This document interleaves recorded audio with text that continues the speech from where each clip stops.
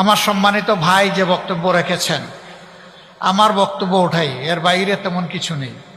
কারণ কোরআন এক, আল্লাহ তাআলাও এক, নবীও আমাদের এক, পথও আমাদের একটা, এবং সবাইকে গিয়ে আল্লাহর দরবারে দাঁড়াতে হবে। তারপরে একটা ঠিকানা যেটা পাই, ওটাও আমাদের সকলের কমন চাওয়া, আল্লাহর জান্নাত। কাজে কথার কোনো ভিন্নতা এখানে থাকবে না ইনশাআল্লাহ। আগামীতে যে নির্বাচন আসবে, এখানে হক বাতিলের মাঝে ফয়সালা হবে। আপনারা কার পক্ষে থাকবেন? কেউ যদি লাল চোখ দেখায়, কার পক্ষে থাকবেন? লাল চোখকে পরোয়া করবেন? পরোয়া কাকে করবেন? পরোয়ার দিকে আর আল্লাহ তাআলাকে পরোয়া করব, আর কাউকে আমরা পরোয়া করি না। ভুল করলে আল্লাহর দরবারে জবাব দিতে হবে।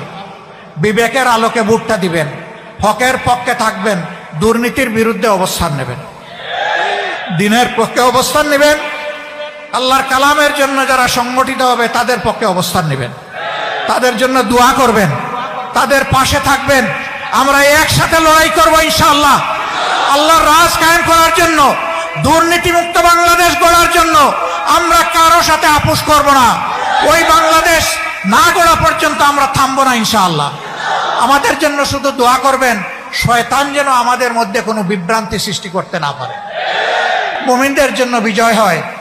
আল্লাহর কসম, আমরা কোনো দলের বিজয় চাই না, আমরা আল্লাহ তাআলার দ্বীনের বিজয় চাই, আমরা জনগণের বিজয় চাই।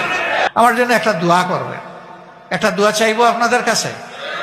আমি আল্লাহর জন্য, আল্লাহর দ্বীনের জন্য রক্তমাখা চাদর নিয়ে শহীদ হয়ে আল্লাহর দরবারে হাজির রাখতে চাই। জীবনটা একটা, আর এই মৌত হচ্ছে সবচেয়ে লোভনীয় মৌত। এই রক্তের চাদর গায়ে দিয়ে ইয়াউমুত তাগাবুনে, হার জিতের দিনে মহান রবের দরবারে দাঁড়াতে চাই।